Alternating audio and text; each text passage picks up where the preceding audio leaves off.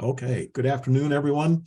This is for January, and we're going to take a look at several things that are fast approaching as far as the world of assessment is concerned. So I'm going to just jump right in, and I'm going to share my screen, and we'll go from there. So if there are any questions at any time, please don't hesitate to throw something in the chat.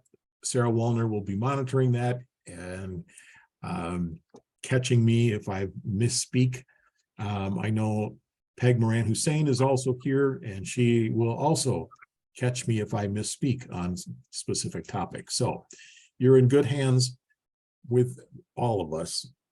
So let's talk about what we're going to do this month. First of all, we're going to just touch base once again on where the resources are. The fact that, again, we have office hours available for you every week on Monday afternoon. And so that we want to make sure that you understand that just because you missed this meeting or because you were here and didn't ask a question doesn't mean that it has to go for another month before we answer it. We're going to spend some time about how to finish up the access testing for our English learning students, as well as moving into the alternate access field test, the what's, the whys, the hows.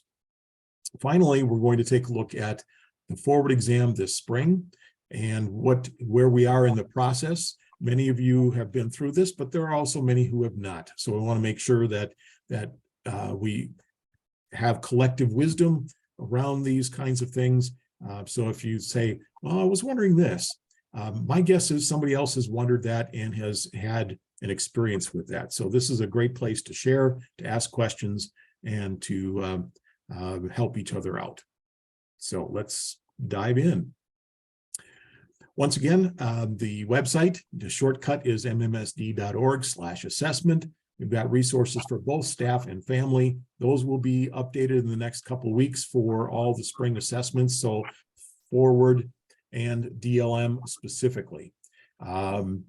There are descriptions of the assessments. There's all kinds of information on those sites. And also on the staff only page at the bottom is a connection to the Assessment Coordinator resources. Open, it's behind the sign-in wall, but it's open to all staff. So if you want to share something, but it's specifically designed for you, these recordings will be located there. The slide deck will be located there, calendars, etc. And again, as I said earlier, we have our department office hours every Monday. There's a Zoom link here. There's also another one in the agenda. So if you want to ask your questions of us in a smaller setting, you certainly can do that. Typically, Sarah and I are at every one of these, but even if we're not, our department is there and they will just chat us and we'll jump in. So we try not to schedule meetings over this so that we're here to support you. All right, let's dive into the assessment that's currently in the field, the Access for English Learners. The state window, not just ours. I mean, this is not our choice, but the state window closes on Friday, the 27th, so a week from this Friday. And I know everybody just wants to keep going with access till whenever. However, I want to point out that we do have a lot of students this time of year enrolling. And so we end up with students who come in from other countries, and the process remains the same. So always do check to see if they're, do the home language survey, do the WIDA screener first. And then if it's determined that the student is an English learner, then move forward based on that information and the date. So if they enroll after Friday, that's a really tight window for you to get everything done. So I don't want to force anyone to do access like the last day. Nothing bothers me more than having a child move into the district, especially from out of country, learning English as a second or third or fourth language. And it's like, hi, welcome, sit down, let's take a test. So Right now, we are at a time where we're starting to see this overlap. So there are students who are enrolling who will not actually show up until after, next week. So they do not have to take Access this year, but keep them in mind for next year. So thinking about returning the material, on the 9th of January, Sarah Wallner sent out an email to everyone. There are some pretty straightforward things there that are really critical for you to kind of follow along with. If you don't have that or can't find it, please let us know and we will send you in another copy. So some key points from that. Number one, this is usually true with kindergartners and new to the district students, but if there's no label, if they have not had a label, you need to make sure that the bubbling the name, the letters, all that information, bubble that in before you send it back. You might have half a dozen, you might have a few more. Now multiply that times 50, and that's how many we get. So we really, really appreciate it if you complete the bubbling. You're experts at it, you can do it. So all the materials needs to be returned. There are exceptions. You don't have to return tickets, but if you want to just, as a rule of thumb, if you want to just put all the material sorted, put it in a box or 2 boxes or 3 boxes and send it back to us, please do that. We go through all the material anyways. Typically what happens is we will send all this back. Every piece of the material from DRC, from the folks at WIDA, is barcoded, exception being the tickets. And they scan all that stuff when it comes back in. I will get an email probably in a month or 2 saying, hey, did you realize that X school did not send back this particular piece of information? And then I have to come back and say, hey, almost finishing up with a school year busy person, can you please stop and look for this material? It might be under somebody's material on their desk. So if you can do that now, collect all that information and put it in the boxes, that would be wonderful. We do need to have this back. If you put it in the mail no later than Tuesday, the 31st of January, that is going to be amazing because we have to get it out ASAP. If you've got material and you've got enough, let's say you've got 2 boxes and you've got 1 box full, send it back to us right now. Put it in the truck tomorrow and get it back to us because we can start dealing with that instead of waiting for everything all at once. We have to send this back. We get it as a pallet of boxes. We get, 150 boxes all at once, but we don't have to send it back that way. In fact, we have to get it back to them 1 box at a time. So please get that to us. Now, one of the things everybody's also worried about at this moment in time is the completion report. So if you have not received something from me, you shortly will, because I'm running this. But if you also have a question or concern, you can run this yourself. And again, I'm just going to show you where this is real quickly so that you have just a quick reminder of what this completion report is and where it's located. So the completion report is in WIDA AMS, so log in and you'll look under student management and then the student status dashboard. From there, select the state of Wisconsin and then begin to type your school's name in the blank. Hit select. You do have to select the top. After that, you'll end up getting, multiple choices of which administration you want. Pick the top one, even though the date says something like April 10th, 2022. Just pick the top one. That's this current rendition of the assessment. You will get something that looks like this. So you'll see the donut graph of X number total, how many are completed, how many have not started, how many are in progress. Those that are in progress are really important because we found that every once in a while, a student will just finish up and close their Chromebook and I'm done. And so what they haven't done is hit the submit button. So we may have to just go ahead and submit that. Don't panic if we don't catch all of them. Essentially, the window closes on the 27th, whether they're done or not. Now, at the bottom of that page, so scrolling down, you'll see all the students listed with a lot of information. And if you click on this export to CSV, you will get a spreadsheet for Excel. And in that will be all the information about each of the students, including when they started, when they finished, if they finished, how long they've taken, if they have any accommodations, or if they have, one thing that will not be there is if they have declined to test. So I will be sending at the end, after Friday, when the window closes, I will be sending everyone a spreadsheet of those who did not finish, because I need to report on reasons for not testing.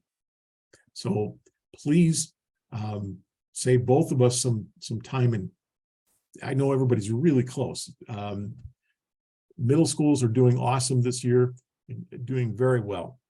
So that list of not tested students is going to be actually pretty short. So thank you. I appreciate all the hard work that you and your staff have done. So I'm going to get that to you very quickly. And what I need to know by February 1st is what happened with that student. Some students just never show up. So from day one in September, they are no-shows. Yet we can't remove them from IC because they have not been, records have not been requested anywhere else at any other school. So they're still our students. We are still expected to test them. So you just simply have to type in absence. Another case might be a student started, but then it ended up in the hospital or has been sick the whole time. Absence. If a family has said, we don't want to test, we're not going to test. If a student says, you can't make me test, we're going to call it something very nice and genteel. We're going to call it declined to test. So those are the two reasons that I'll be looking for from you. If you don't know which category a student falls into, for instance, something that's pretty typical is student starts the test in December, then leaves with family for holiday for a month and a half. They're gone. Okay. We're going to keep everything that they finished, but we'll have to tell why they didn't finish testing.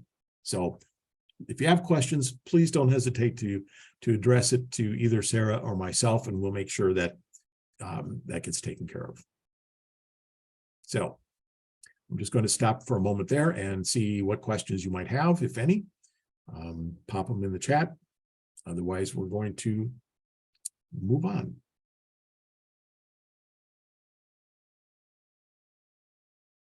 Okay. Now, we are in a situation that we're going to be doing something a little bit different this year. It's called the Alternate Access for ELs Field Test. Every single standardized assessment goes through a field testing process. In other words, the vendor creates questions, puts it into the regular test. So instead of having 10 questions for something, they'll have 11. They're not going to tell you which one is the trial or field test question, but they're going to check it out and see whether or not it actually it does what they want it to do. Unfortunately, that requires a huge number of students actually testing, and the alternate access in the state of Wisconsin is probably limited to a couple hundred students statewide. So instead of just throwing in that question this year and saying, and actually doing that over multiple years, the state is requiring us to give a field test, a complete test of questions that will not count towards anybody's access score, but are critical for us to answer. They're going to give that to us coming up in February. So there's a real need to create this, because next year, that alternate access test is they're planning on replacing it. If they don't get this, it's a much better measurement of what a student with disabilities can do with English and looking at English language proficiency. So it's actually a much better test in that respect, but they can't publish that until we get enough students to actually field test it. So that is happening coming up in February. The window, as you can see on the right-hand side, is February 14th through March 17th. So everyone who took the alternate access for English language learners this year, so that's a little over 60 students district-wide, plus potential kindergarten students, and I know this doesn't affect anyone here, but I just want you to know that this is also in the mix, or students who have been, it doesn't even matter if they're kindergarten, but if they are in the process of being identified for accommodations, they have an IEP right now in the testing. So if in the next month we end up with a 6th grader who gets who's an English learner and gets an IEP that says they need to do the alternate, they're expected to do this. So who does this assessment? It's going to be those staff members who have already been trained for the alternate access. It is a pencil paper test, just like the current alternate access. And there's an additional 15 minutes of professional development on how to actually administer the field test version that they'll have to take. If you don't have anybody who can do this, the entire professional development, so learning how to give alternate access plus the additional field test, is about an hour and 15, hour and 20 minutes. I'll be getting out specific information to those people who have already been trained, as well as to the access coordinators in the next few weeks. Kind of want to tie up all the loose ends for the regular access before we dive into this. All right, let's move ahead. So we're going to talk about the forward exam. Again, those of you who are new to this is a state mandated exam, which means all students are expected to take this test. It is designed to measure a student's progress in their learning the expected state standards at that particular grade level. So students are expected to test unless, per their IEP, they are expected to take the dynamic learning maps, the DLM. So those are the options. You cannot write into an IEP, you can't take the test. That's not an option. And so the options are take the regular test, or if you're being taught to the essentials elements standards, then you take the dynamic learning maps assessment. So those, I just want to make clear that this is a test for everyone. Again, the basics are that this is computer-based. It is not adaptive. So the set of questions for all 6th graders this year will be the same for every single 6th grader taking the standard forward exam. And it must be done on Chromebooks. We will have an app. Next time we'll show you where that app is. It's actually the same one that is being used right now for access. However, the platform has a different name. It's a very similar feel and look, but it is a different name. It's called eDirect or Insight eDirect. And that's for you as the proctor or the assessment coordinator. Just a reminder that we're talking about at grades 6 and 7, we're talking about the ELA, English Language Arts Assessment, and the Mathematics Assessment. At grade 8, there's an additional number of sessions we'll talk about in just a moment in science and social studies. So that is a longer exam than what you would have as a 6th or 7th grader. Our timeline. So again, the forward exam is for everyone, and it must be given in person. Same as we've had over the last several years, even in pandemic, this is one of the cases. The window opens on Monday, March 20th. And most of you are thinking, I have plans like the next week because it's Madison spring break. So I'm giving you the maximum time allowable. We used to just say, no, we're going to do it in this 4-week window. No, I want you to know that on the 20th of March, that is available. You can begin the assessment on the 20th, 21st. And as that week goes on, it gets crazier and crazier. So I know that it's less likely that you'll be testing, But remember that just like the access test, the more students you can get through at the beginning of the window, the better off you are. The window does close at the end of April, the 28th of April. So there are a number of weeks once we get back. There are 4 full weeks once we get back from spring break. So the whole entire window itself is 5 weeks long. As John alluded to earlier, there will forever be tickets with this. There will be tickets. Students cannot use ClassLink, even though that would be a wonderful gift. That won't happen. We will be getting for you the tickets. They will be color-coded. Especially important for the 8th graders when they have 4 different tickets that they'll need. Those will be sent to you somewhere around the 2nd week of March. Now, a couple things going on. From us, mostly from Sarah, to be honest, you will be getting the following kinds of information coming up shortly. You're going to be getting a Google Sheet with a list of your current English language learners and the levels. And remember, again, they're all expected to take the test. We'll also be sharing a list of appropriate supports that come with the forward assessment, things that are appropriate for English language learners, like stacked translations. Most of our English learners, not nearly all of them, but a good portion of them, good percentage, are Spanish speakers. So there is a Spanish, what's called stacked translations, which means the first line is Spanish, the second line is English. It might be the instructions. Then the question is in Spanish and the question is in English. And so they'll move through that, but also keep in mind that there are other different kinds of support. Some of them are mutually exclusive.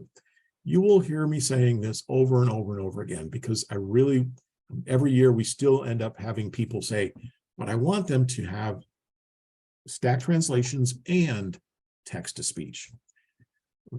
Those two are mutually exclusive. It's one or the other. So text-to-speech has an English.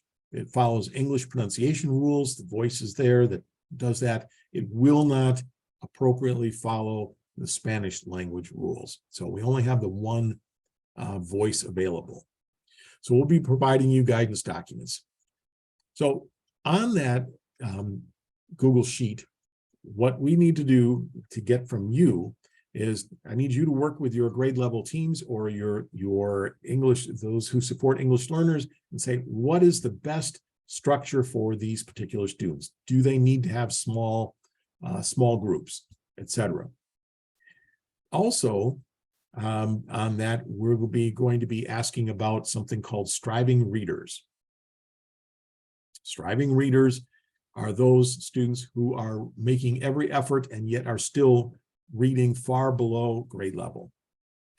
And so they have available to them as well text-to-speech.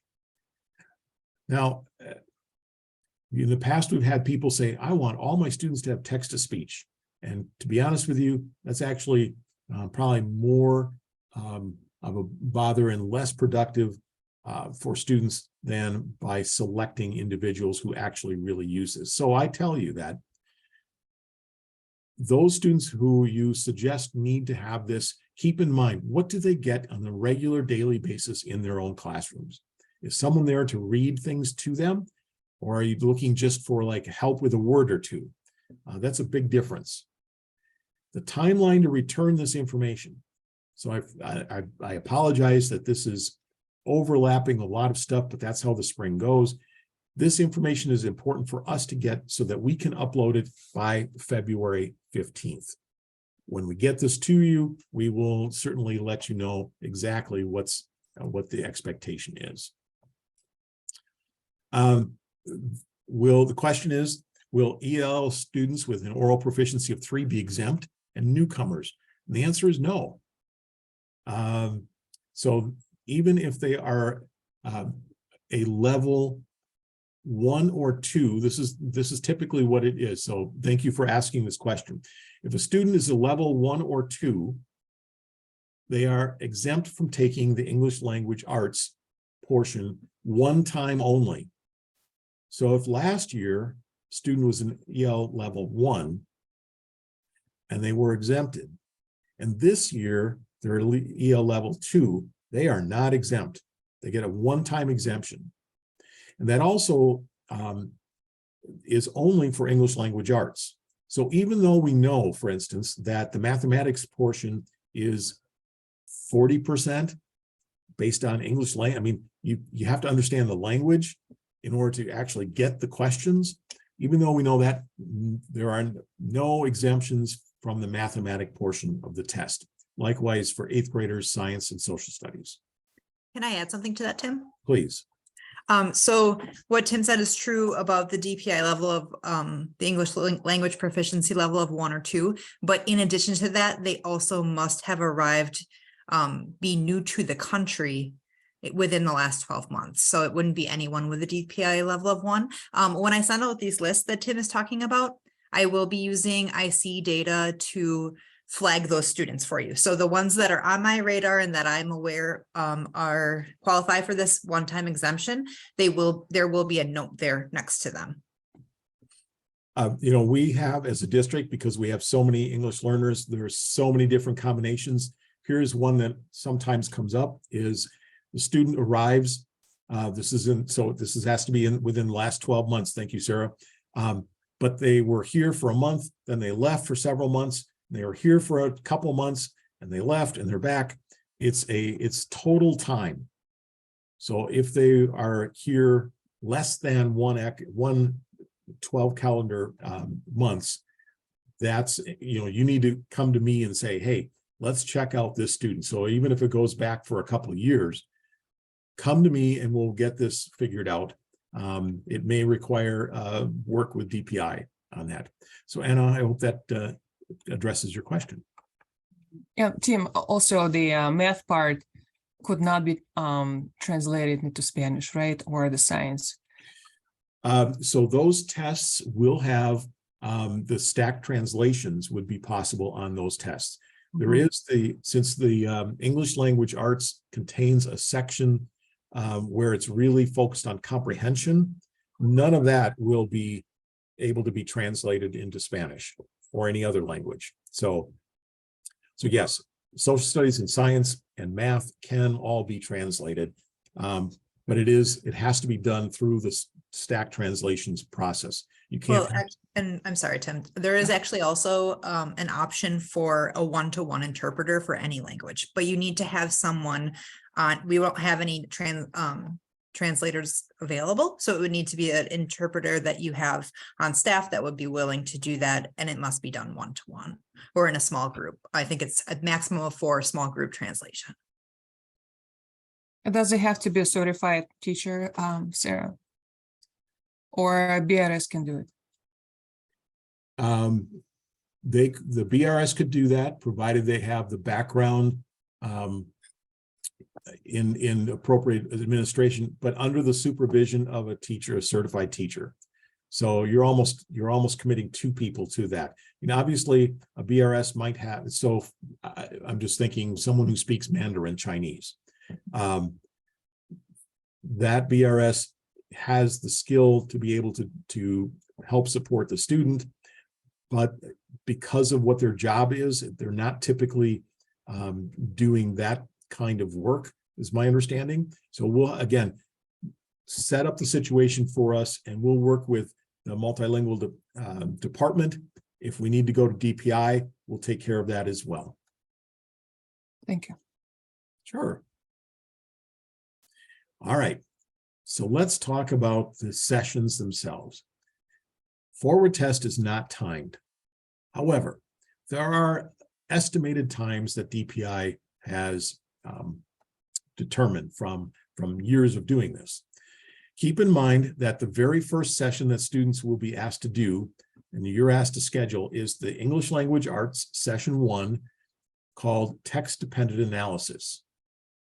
That is going to be reading 2 passages of text and writing in response to a question or prompt about those, not just saying in A that's this and B.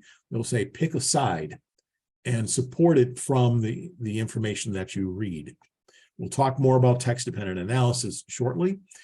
The other sessions, there will be 3 sessions of mathematics. So if you are a 6th or 7th grader, you have got the 4 sessions of English language arts, including the TDA, the 3 sessions of mathematics, and then that's it.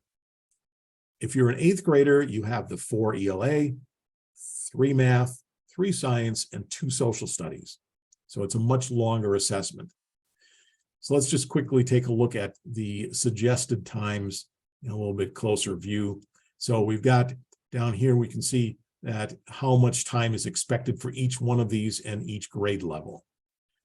We know that students do finish quicker than this. We also know that there are some students who take longer. So please make sure you at least schedule that, keeping that in mind. And these estimated times are probably pretty straightforward.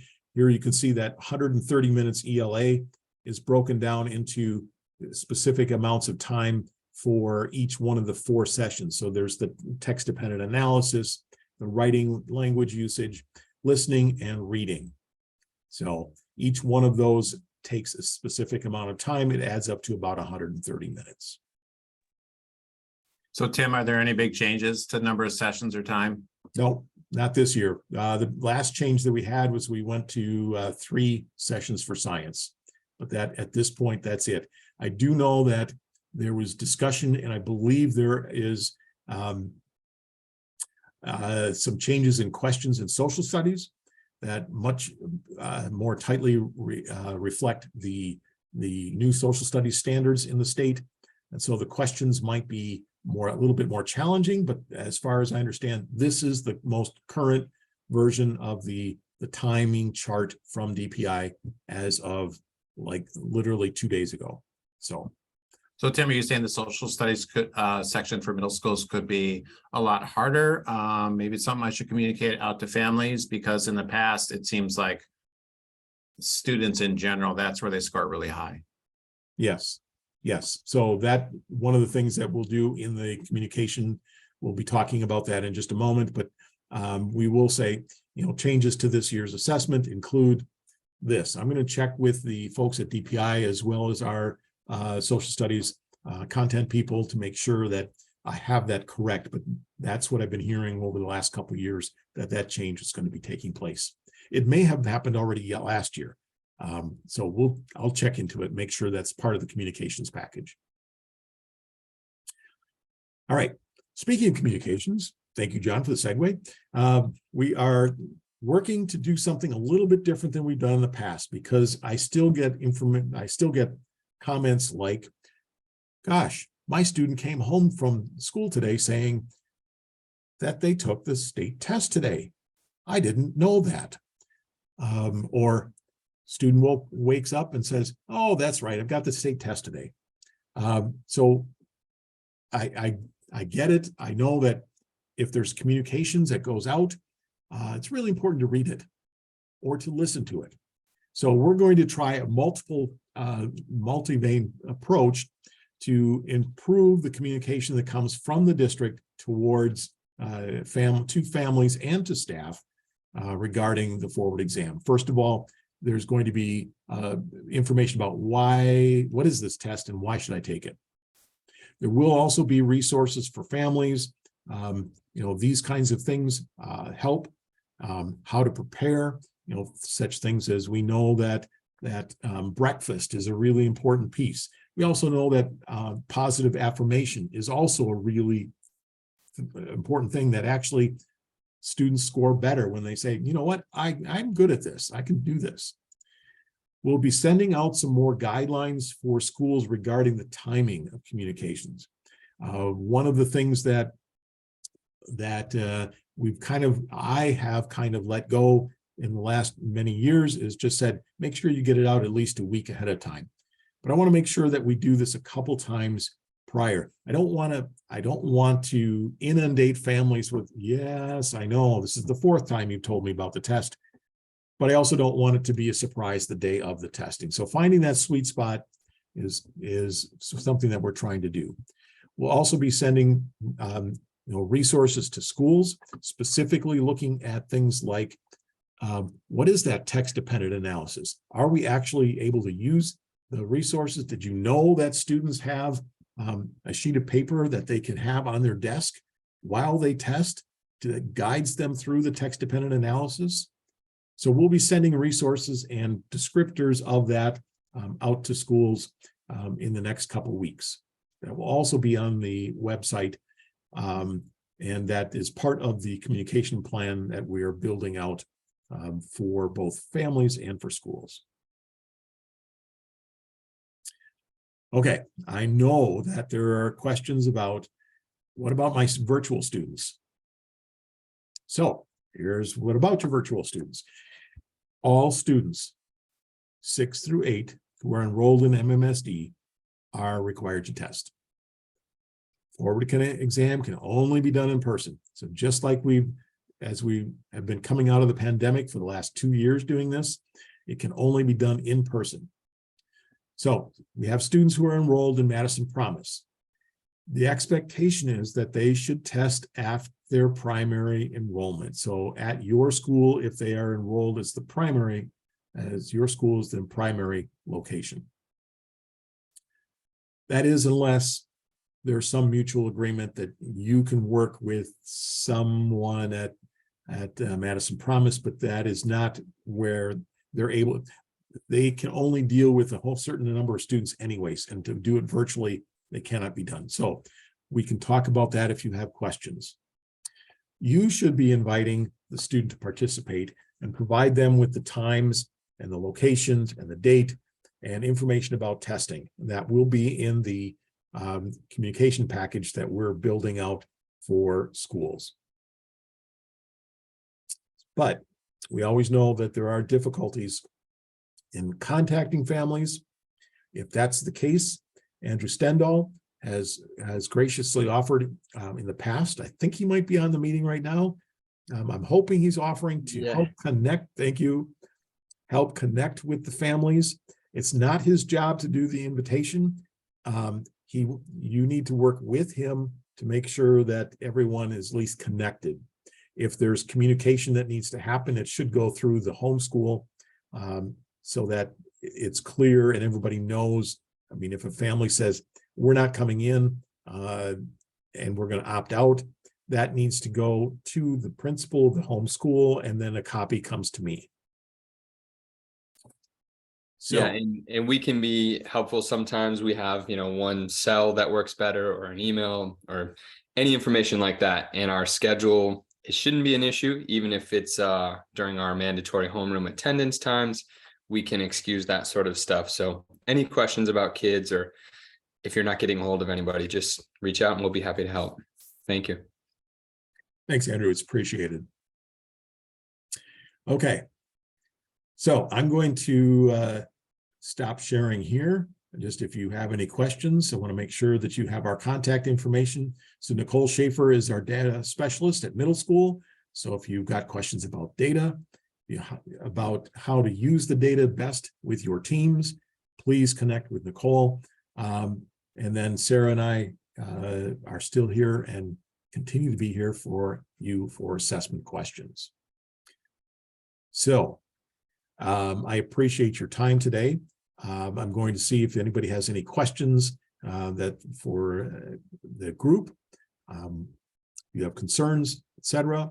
I'll let you know when I'm stopping the recording. And so if you don't want your question to be recorded for posterity, we can ask it then. So any questions, anyone? Tim, maybe just I maybe missed that. For technology, no headphones required, right, to take any of the parts?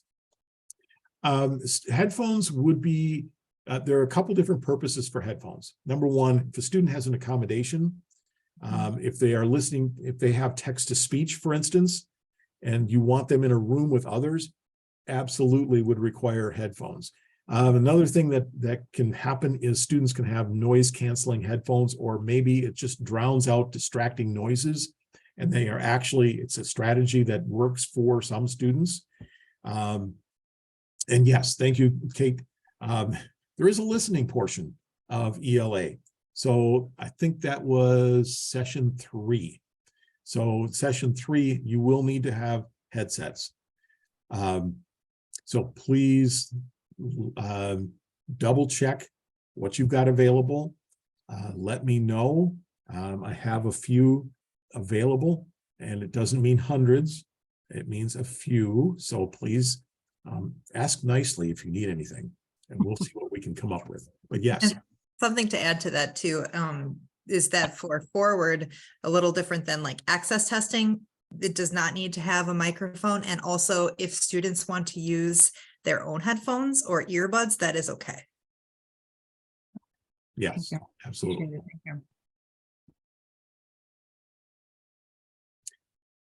Other questions for everyone?